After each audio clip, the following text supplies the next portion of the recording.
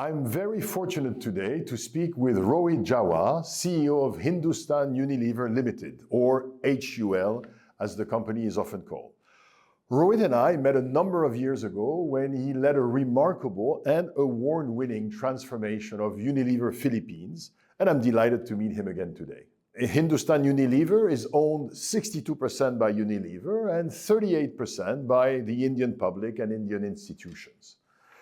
It represents a very significant part of Unilever. For example, it's the number 2 country in beauty and well-being behind the USA. It is number 3 in personal care behind USA and Brazil, number 1 country in the world in home care, and number 2 in foods, again, behind the USA. Focusing on the Indian home market itself, HUL's impact and reach are even more impressive. 9 million outlets served, 3,500 distributors, 75 billion units produced in each year in 28 factories, and 9 out of 10 households in India consume at least one Hindustan Unilever product. Beyond the size, Hindustan Unilever has also been one of India's most distinguished, respected, and loved company, and that for decades. In particular, HUL is regularly voted the number 1 employer of choice and the most attractive company for women, all industries considered.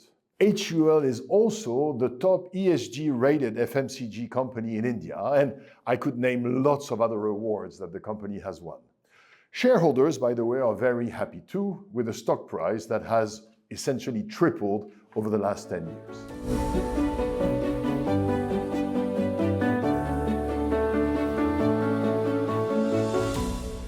Rohit became Chief Executive Officer and Managing Director of HUL in 2023.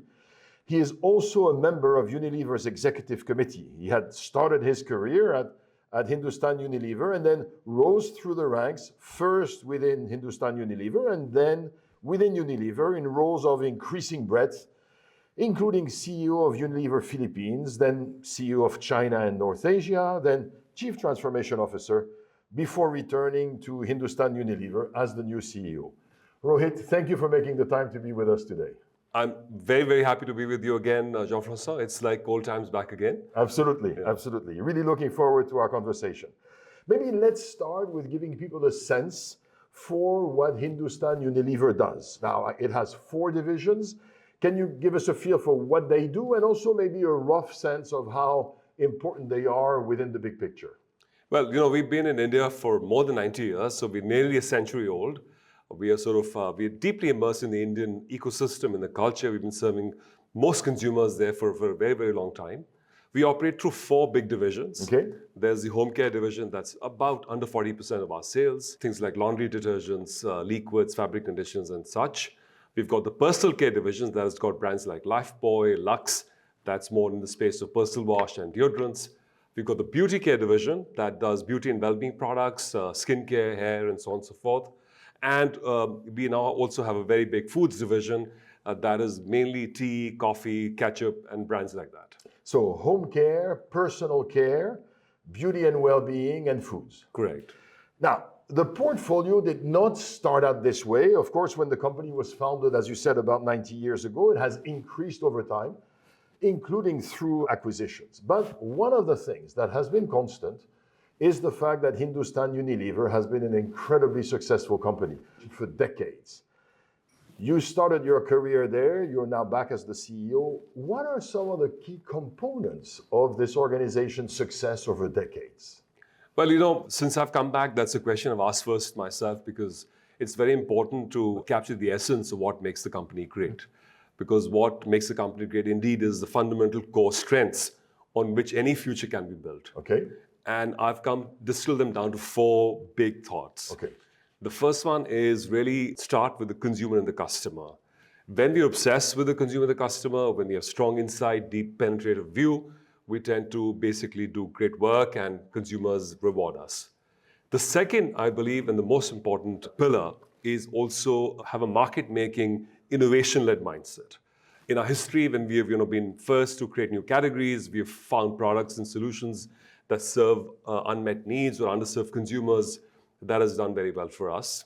So a pioneering sort of mindset. Pioneering mindset. Yeah. The third important consideration is that of value. India is an extremely price-sensitive market at all levels, not just really at the levels of low income. So it's a very value-sensitive market, and ensuring that we design products to value is extremely critical. Optimize what consumer really cherishes and take the other things off and make a mix that really serves the consumer at the right price point. And the fourth very important aspect of our success is that we serve all consumers at all price points, and we have a wide and a resilient portfolio that covers basically every segment, every price point in the market. We serve all Indians. And I want to come back on this last point, but please give me maybe one or two follow-up questions before we get to this. So certainly understood customer consumer obsession, understood pioneering mindset, value mindset, and then this portfolio and the breadth and the ability to segment, to touch all segments. Now, I wanted to ask you about the pros and cons of being a majority owned by Unilever. Tell me what's great about this, and tell me some of the challenges. Well, we often say that what's good for India is good for HUL. Okay. That is a belief system that we've operated in the country for more than 90 years and coming up to a century. And increasingly, we're also saying what's good for HUL is good for Unilever. Okay. So we have a very symbiotic relationship. For Unilever, India is one of its key markets. We're number 2 in terms of size, and clearly one of the most important markets from a future value creation, notwithstanding how big we are at the moment. From an Indian point of view, from an HUL point of view, Unilever is a great source of R&D, of brands, and of best practices. And we, in turn, have also been a source of great talent. There are parts of emerging markets business model that we're very good at.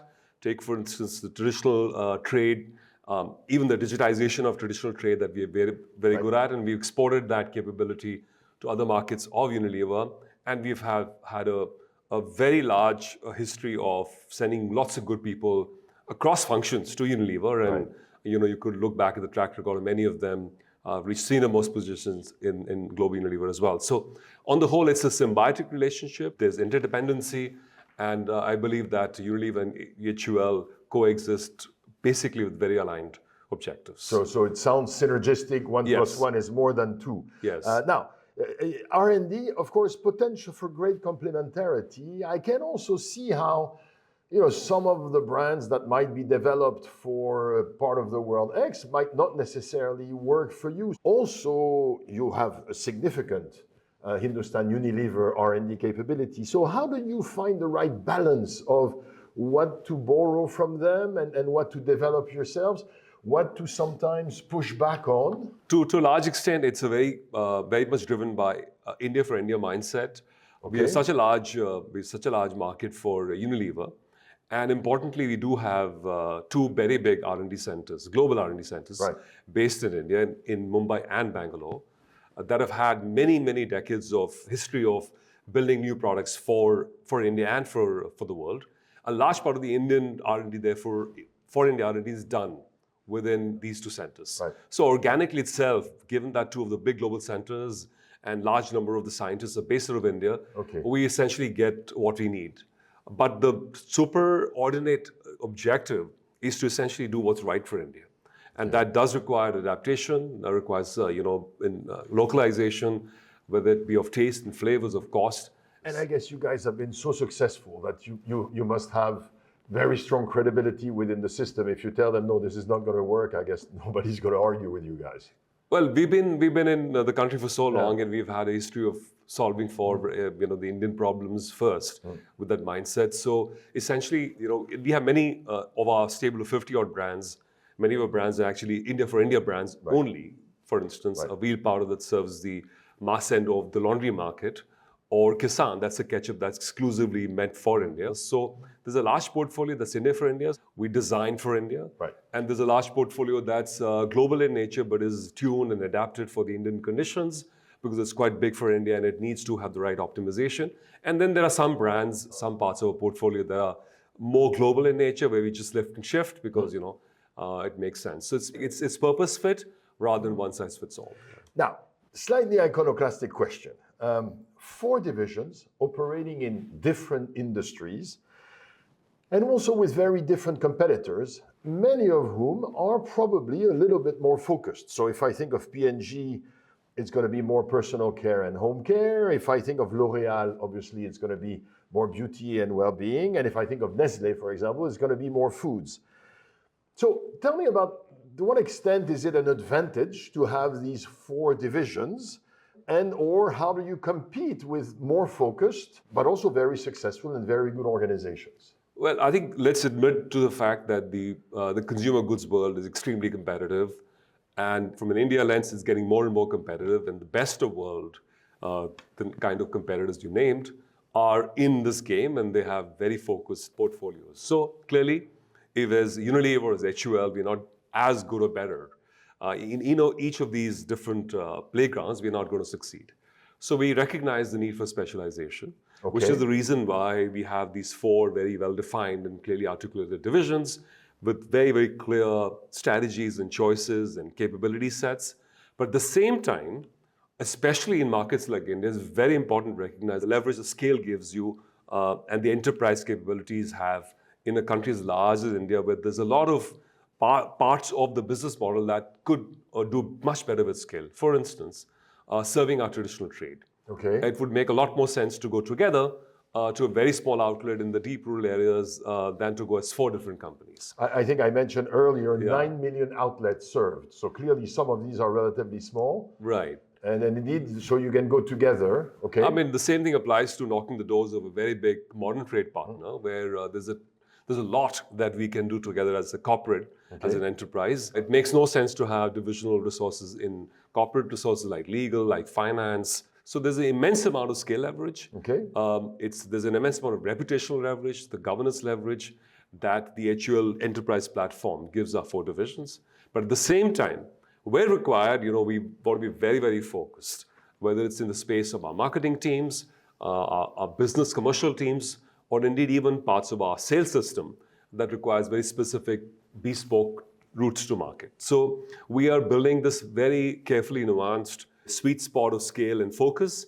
And I believe that there's no escaping that, especially in the market where you're already pretty big and you want to be much bigger, and where actually going as one HUL also makes a lot of sense. But in some cases, you also want to have the benefits of specialization and competitive specialization and edge that comes by actually more focus. So we are essentially toggling this all the time to make sure that we are in tune with both the times and the needs of each division. So there's a sort of ambidexterity. We need to be able to be very specialized in some parts of the activities, but also very collaborative and sharing in other parts. Yeah, it's hard to do, but that's what will give us a competitive advantage, because it's not easy for other companies to copy that or mimic that, because it does take tons of years of experience, of optimization, which is also true for many of our brands that have been just right sweet spot of global and local. So I think that comes with a lot of practice and depth. Purpose versus profits. Under Paul Polman's leadership, Unilever became known as a company that was very interested, of course, in its environmental and societal impact, and as one of the leaders of the profits with purpose kind of movement. HUL seems to have had a very clear and consistent position on this. Can you share it with us? Purpose comes from deep from the roots in the history of the company Unilever. 90 years ago, when I said when HUL, or the mission or the belief that we have in the country as well in India is what's good for India is good for HUL, Hindustan Unilever. So we found profits and purpose integrative choice versus a choice of trade-offs. And I think what Paul did was to have brought that back into the focus into 2010 era and beyond that. And what we've seen since then basically is an era of calling out this multi-stakeholder model as the right model, followed by very specific metrics and plans and commitments, followed by now when it's not just about having a mission or a purpose, it's also not just about having lots of plans and commitments, it's about having them delivered and making an impact. And what we've done recently in the Growth Action Plan is to have really focused on four pillars: climate, nature, plastic, and livelihoods. And within that, a very set of focused targets with very clear set of plans where we are now wanting to go deep in areas that we as Unilever and HUL can have the highest impact. Okay. And those are performance managed, like we would manage any part of the business, because we believe it's not just about making a commitment, but about having them delivered in a very defined time frame. Okay. And that's really, inch wide and mile deep. That's really the emphasis shift that you've seen of late. It's just getting more focused and more performance orientated in fewer areas that we can make the highest impact. So instead of let's focus, as a general statement, purpose and profits, let's be much more specific and let's select areas where we can have a very big societal and or environmental impact. Yes. And of course, let's also try to connect this to some form of financial performance. Yeah, and at a meta level, especially in India, where we are serving all Indians, our license to exist, to prosper, is driven by a symbiotic relationship with the community. So we have to be a responsible citizen. We are there because we have an Indian soul, although we are a foreign-owned multinational, and we're seen as an Indian company because we've been there, we've been good for India, and India's been good for HUL. So I think we in HUL see it more as a reason to exist, and it's very deeply immersed in the culture and the value system of Hindustan Unilever. And then, of course, building on these decades of success, you've now been CEO, including the period where you were CEO designate for about 2 years. And so you've started to put your own imprint on HUL's strategy and direction. In particular, you launched a strategic plan called Aspire, Unlocking a Billion Aspirations, which features 3 pillars: focus, excel, and accelerate. And the financial ambition is bold. It's to achieve double-digit EPS growth driven by top line. So it is very much a growth-oriented plan.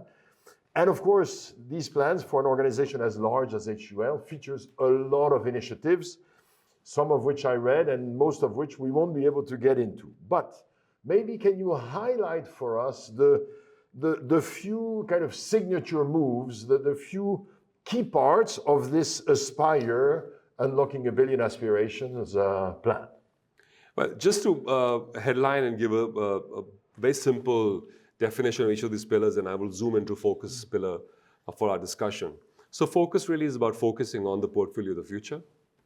Excel is about excelling in 5 very specific demand drivers that will impact the future. And accelerate is deepening our moats, like supply chain, like technology, like distribution, and digitization. And when you say our molds, that means the things that are protecting our business and our profitability. Yes, I mean, for instance, you talked about 9 out of 10 million households, 9 million retail outlets. We have, in excess of 70% value-added distribution directly. That is a moat that would be very difficult for our competitors to copy, to build.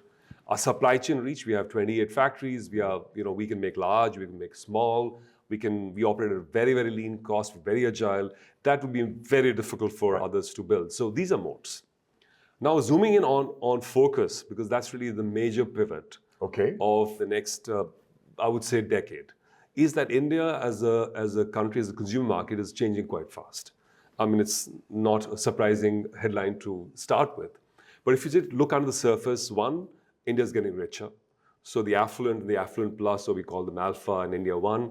The pyramid is becoming more of a flatter pyramid and then into a diamond. So consumers are upgrading, and that means they are getting into new habits, new categories are being built. Second, it's a very digitized economy now. Each and every consumer has an access to same information, same entertainment. They know what good quality of life looks like. That opens up their dreams, also their aspirations, although it is still very, very value conscious. And it's also, thirdly, a very young country. Because the median age of 28, maybe 32 by 2030 still means that a lot of consumers will get into the working age population. They'll buy new homes, they'll have new kitchens, new bathrooms, new habits. So that many, many more years of great category creation opportunity, and the consuming classes basically coming into scale. And it's going to be the best consumer story in the world in the next decade or so. So clearly, that's a very important moment for HUL. We are already very big, but for us to basically get even bigger and more successful, what got us here is not going to get us there. So the most important part of that basically is our portfolio. And we have now divided our portfolio basically in 3 broad parts. There is what we'd call core, which is our legacy portfolio that serves most of our consumers in rural areas or in low-income category. And then you have what we call Future Core. These are mainly our 10 big brands that are premium, that are aspirational. There's high levels of growth, more margins. And then we'd call Market Makers, a smaller part that is really absolutely new segments that are being created, that are going very fast, very small, but very early years in their evolution. So what we want to do essentially is to move our portfolio from our core to Future Core and to our Market Makers. And that shift requires very mindful resource allocation, requires very mindful portfolio evolution, requires very mindful business model evolution and transformation, and the channels and media choices that we use to serve them. That, I believe, is the biggest part of this Aspire strategy. It requires us to premiumize aggressively as the country sort of evolves. Just focusing on what is big today is not good enough. In fact, focusing on what's big today, focusing what's going to be big tomorrow, and what's going to be big day after tomorrow, all at the same time. If we want to be as big as we are in India and want to be even bigger, we've got to do all of the three engines at the same time. I think this is the new skill set of essentially doing these engine 1, engine 2, and engine 3 all at the same time. And in our vocabulary at IND, we often talk about perform and transform, which is another way of saying this. Now, perform and transform. Actually, it's a word Fernando, our new CEO, uses a lot as well. Okay. So digital and more generally technology, you've mentioned it already, transforming the organization in so many ways. So first of all, there's really a very fast shift in terms of the way you approach marketing activities. And I'm curious about how, to what extent this created a skills gap or some resistance within the organization. I think this is a key challenge because our channel model of serving channels and our media and marketing models are changing quite dramatically. And as I mentioned to you, that consumers in India are universally digitized. There's 1 billion internet connections on mobile phones. E-commerce goes to almost 250 million consumers and increasing. So very fast, the channels are shifting from traditional trade to modern trade and to e-commerce, and within that, various different pods and platforms. At the same time, the way consumers use media is also changing. Of roughly 6 hours a day, half the time is now on digital, and a lot of that time is on social.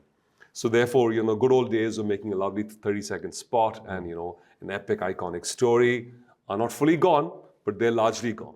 You have to have multiple asset types to serve consumers in social media environments. You've got to have things that are culture-first thinking, things that create talkability, and so on and so forth. Influencers, for instance. And a lot of that is now fairly digitized. And therefore, it does require a very different set of muscles. And we've had to make sure we learn all of them. We create codified processes, ways of working. Because the change is very fast. It's not like, in slow motion, like let's say modern trade came, it took 20 years. We've got to do all of this pretty fast as well. And sometimes there are no real answers because, the way e-commerce is being built in India is quite different from the way it was built in China and was built in the US. Some similarities, but a lot different. So there's a lot of bespoke learning by doing and trying to, at the end of the day, build things around fundamental principles. For instance, e-commerce is about traffic, it's about conversion, it's about basket size and lifetime value. So some fundamental drivers of growth don't change, but the tools are very, very different, and we've got to be open-minded. And we invest in training, we invest in getting people with native skills.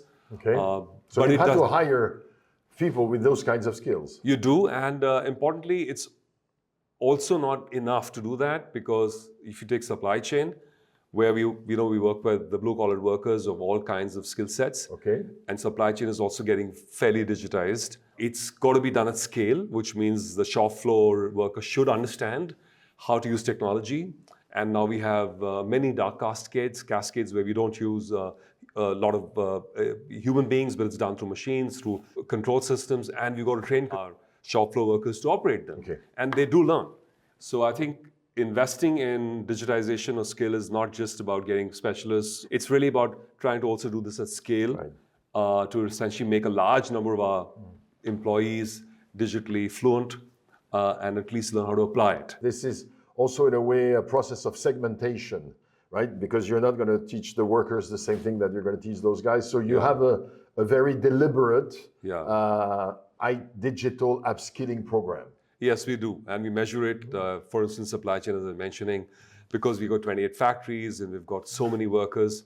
We have a digital transformation index that has got various things, metrics and impact. So doesn't become a pilot purgatory, but actually something that really generates business benefit. And essentially you want to either sell more or save more or do work easy. Eventually digitization is just a tool. Right. It must generate the benefits of growth, cost, or ease of working. Direct to consumer, you have 10 direct to consumer websites. Today, Nike registers about 40% of their sales direct to consumer, which of course is a dramatic change to 10 years ago. How large do you expect direct to consumer to become for you guys? So direct to consumer for us is still a very small part of our total sales throughput. But I think if I was to reframe your question as to what part of our sales are going online, because we sell a lot more through platforms of different kinds than through our own websites, given the nature of our business. For some of our brands like Lakme, it's a very large percentage. But in most of our businesses, it's not that large. Okay. But if you reframe the question as to what's the level of online sales, that for a country that's got $2,500 per capita, we're already at about 7-8% and growing very, very fast. And the level of innovation in particularly online commerce is quite breathtaking in India. Now, the plan involves heavy investment in brands and a lot of cost efficiency elsewhere. Now here, slight confession, during my 8 years at the helm of IND, I didn't find this combination super easy. On one side, there are parts of the organization where we are investing quite heavily, including in customer service and so on. And at the same time, we're asking the rest of the organization to be quite frugal. So there's really two speeds. How is this working within HUL? The value ethic of the Indian culture and consumer seeps in also into HUL's middle class value system, where we believe that frugality and efficiency is a matter of great pride. And we look at productivity as an always-on program, not as a one-off program. We look at productivity as a source of fuel for growth. And we've had a program, we call it Symphony, for many years now. It's end-to-end, so we start from all parts of our cost system, from pricing, because you can get more of that, through net revenue management, in cost, both direct and indirect costs, our brand marketing investments, our overheads, and we basically every year keep looking for opportunities to find savings. In fact, we have gone on public that we are looking to 3 to 4% of our turnover as savings every year. A lot of them help to make sure that our brands remain affordable, right price points for our consumers, and we also need more and more investments for the sort of things you mentioned behind our brands. So it's a virtuous flywheel that we've learned to use again and again. And every year we start with, here's the growth plan and here's the savings plan. And it's basically that yin and yang, and it works quite together for us. And we run it as a whole activity system where the entire company basically joins in, because it's a very cross-functional end-to-end program. And you're not concerned that the emphasis on the cost reduction somehow will lead people to do things that might be good in the short run, but will end up undermining the growth efforts? That never happens? That risk does exist. That sometimes in the aggression of, say, product savings, you might end up getting things cut down to a point where consumers start to notice. So we always have these tight measures on, if you're looking at a product optimization, we have alienation tests to make sure that consumers don't see that as an inferior product. Or we're looking for alternative substitute materials that can do the same job at a low cost or easier access. And importantly, this is a source of creativity and innovation, because we're looking at structural breakthroughs on how we do work, how we formulate things. Why does it have to be done the old way? Why not the new way? And there's always new ideas, and as time goes by, new solutions emerge, technologies change. And this is a process of constant renewal. And in fact, we now have added another element in our Symphony program. We call it the Symphony Lab, where we look at financial savings that are very deeply structural in nature, that will not impact in-year delivery, but if done well, they will impact future years' value streams. So I feel it's a very, very important innovation program that creates the fuel for the growth, keeps the company lean, and basically it's a matter of great pride for people to sort of find the value in how we do business and keeps us contemporary. And it's not a cost reduction plan, but a productivity plan. Okay. It's a fuel for growth plan. Okay. We don't see it as reducing a cost base. Okay. It's about is getting better bang for the buck. So that's a big. That's interesting. So the framing and the vocabulary also, this is not cost reduction, this is productivity and fuel for growth. Absolutely. Hindustan Unilever is also known as the preferred employer in India, basically across categories, including, by the way, also the preferred employer for women, and in part because it develops talent. Tell me about your perspective on the importance of talent and on what you guys are doing to, year after year after year, be the preferred employer in a very competitive market.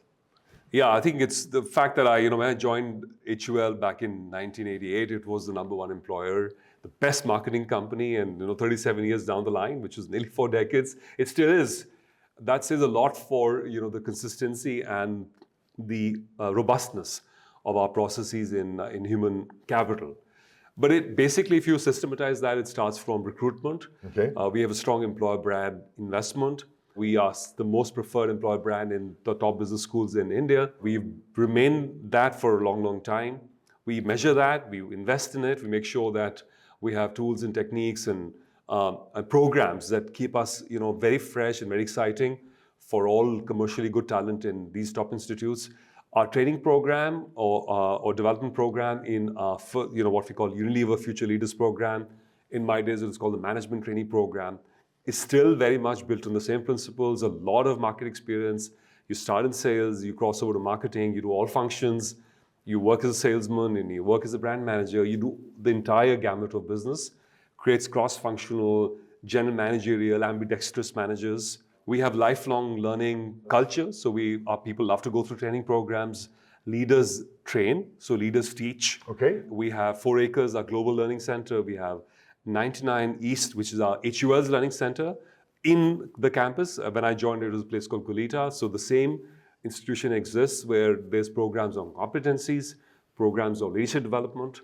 We do send people to great institutions like yours as well as people grow. We have mid-career programs to make sure we just look at also talent from outside. And a large section of our employee base comes from mid-career. And at the end, our attrition levels are much lower than the industry. So we continue to also remain a place where people do spend long careers, very different from the rest of the world right now. And that gives us loyalty, it gives us experience, collective organizational knowledge, and it creates basically consistency. So we found this entire process of, ecosystem of the cycle of human capital. We're perfect, I would say we've optimized it over years, and that continues to be an important source of value creation for us in HUL and indeed in Unilever. Most organizations have some of the things that you've described, but somehow it works a heck of a lot better with you guys. Is that the secret? Or do you have some practices that are different from the others? I think it's the consistency. Take our management training program or the Unilever Future Leaders program. That has been going on, in fact, even before my time, for many, many decades. Okay. That creates a cadre of very high qualified, culturally assimilated group that grows in the company. Okay. And carries this fabric, the gene, the DNA forward. That would be one contributory factor. And I do think that there is a very high recognition for the role of human capital as a source of value creation. Okay. And the pride you have of working with HUL, of being one of the HUL's quality products, so to speak. Okay. And people who leave Unilever or retire, also, they say you cannot take leave out of man, you can take man out of Unilever, or you can't take a leave out of woman, you can take woman out of Unilever. So you have alumni, proud alumni. Very proud alumni. So it is, I think, people make the best friends within the company. Okay. So it's a lot to do with our culture and the social organization. It's a virtuous spiral. Yes, so I think it's beyond just the tools. Right. It's to do with consistency, discipline, the value of human capital, and importantly, it's about the social organization and the tissue that HUL has built over many, many decades. Now, as you know, Rohit, I'm a leadership professor, so I have to ask you a few more personal questions. And let me start with an assumption. You and I started at HUL a few decades ago, and you know, over the first few years, we went through the ranks together. Would I have known then that 3 decades later you would be the CEO of the company or the CEO of a large Indian company?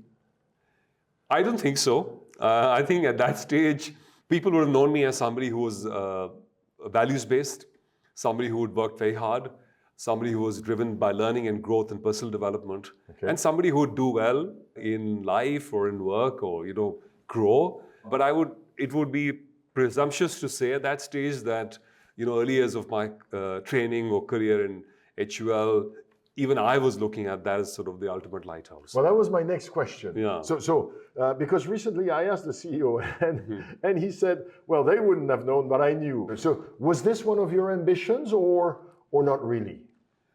I always looked at I was always looking at, okay, what can I be? What is my potential? How much can I grow? And it's been more episodic, where I've looked at the next 5 or 10 years and can I stretch to the next level and then to the next level? And, you know, fast forward to the future, I'm here. I did not start by saying, okay, I want to be. So it wasn't, I want to get there. How do I get there? It was more like 5-10 years at a time. 5-10 years at a time. I do think when I came into the business world, I came in with love for marketing. Okay. As I came into the business world and HUL, I love to be in teams and I love to lead teams. I knew I enjoyed it. I got the thrill of business because I love the P&L management and the joy you get from achieving something good. Often then it's, you know, from a turnaround situation and you made some really big changes, you know, you can write a story on it. Then increasingly I found I was good at multicultures, that I was able to adapt and be agile. And then later on I found that I could not just be a good GM, but I could now, you know, run a fully listed, publicly facing company as well. And every time, I must say, it's been a stretch. It's been new learning. And then I have surprised myself. And so it's never been, you know, this grand vision of, okay, I'm going to be, but it's just been, okay, let me stretch to the next level. And can I do more? And can I achieve my potential? Can I max it? So that's really been how I've driven myself so long. It's not over as yet. Let me build on this hypothetical. So we started together. Yeah. And then you left and you made your way in the world of Unilever outside India. And then recently you came back.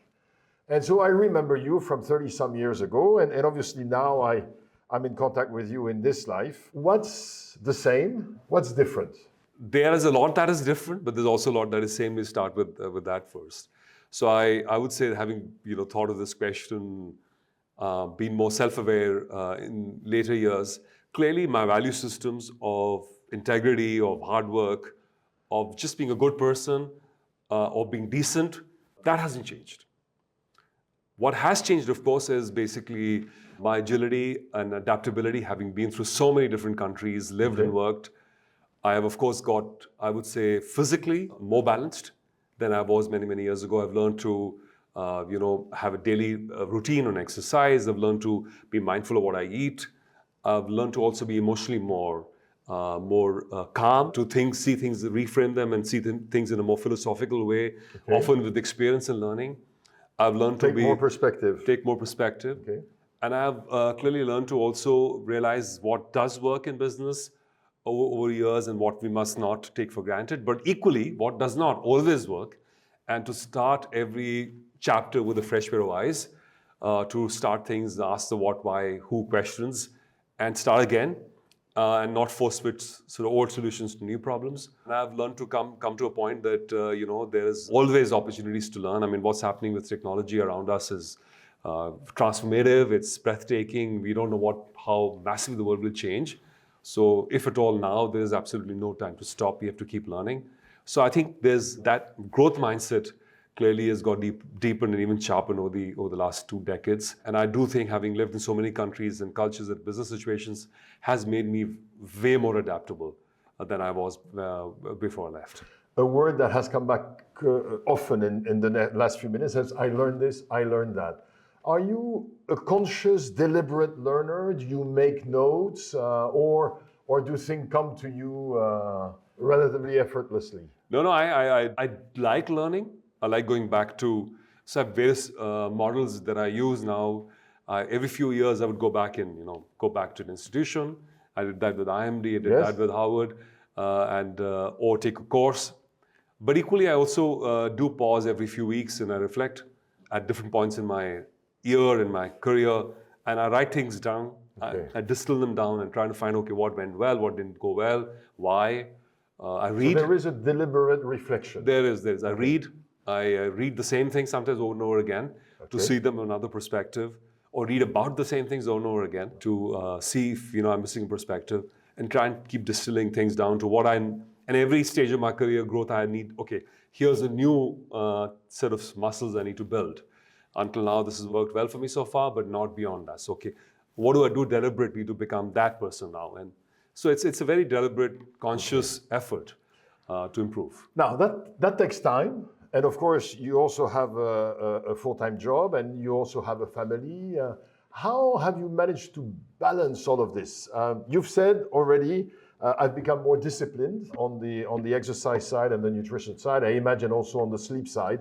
We often talk about eat, move, sleep. Beyond that, how have you been able to make time for all of this? And still remain sane?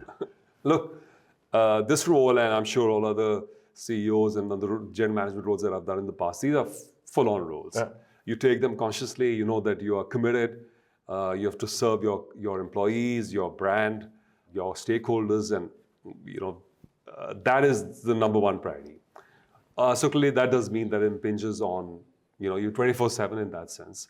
But there are moments. I mean, like I said, I have a routine to take the morning. I normally get to the gym in the morning, in most days of the week.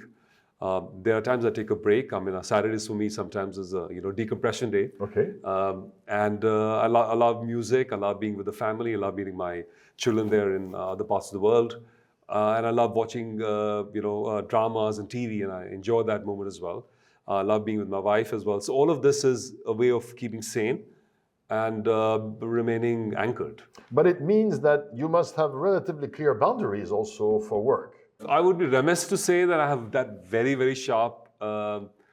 It's a hard thing to do to stop. That work-life transition is not that crystal or not that easy.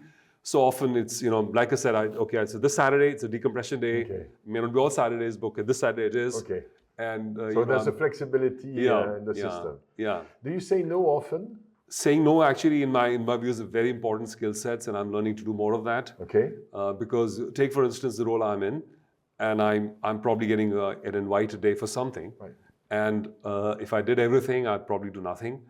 And I'm very mindful that the way I allocate my time should be no more than a third, let's say, in things that are outside the company, whether it be consumers, customers. Of course, that must take precedence, but also I should not fill that all up with meetings and discussions and all of that are outside. So I try and be very mindful of focusing on my team, on my markets, on my consumers and customers first, and keep the external interaction to what is absolutely essential.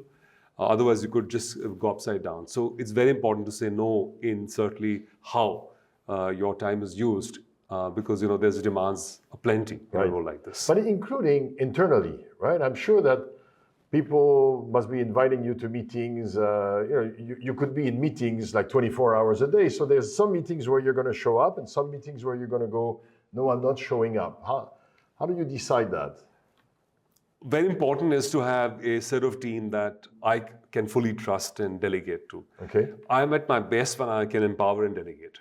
At one level, I can jump in and scrutinize, and that is I would say, a muscle that I should not overuse, and I tend to sometimes. So it's very important.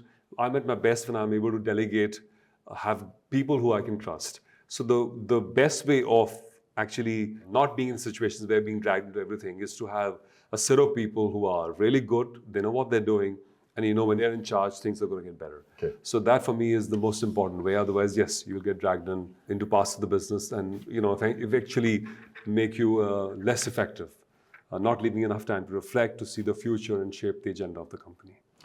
Last question. Rohit, you love your job because? Because every time I'm here, I have an opportunity to make this a better place than I found, to create impact that will last way longer than my time, and perhaps also with a stage as big as Unilever and Hindustan Unilever, I can impact a lot, a much, much bigger community than in any other situation. So it's really these three things of constant strive for excellence and improvement, transformation. It's about really making an impact that's long-lasting and impacting a wider community. Rohit, thank you very much for your time. It was a pleasure to meet you again. Thanks, Jean-François. It's always a pleasure to speak to you and always to reconnect back with you. Thank you.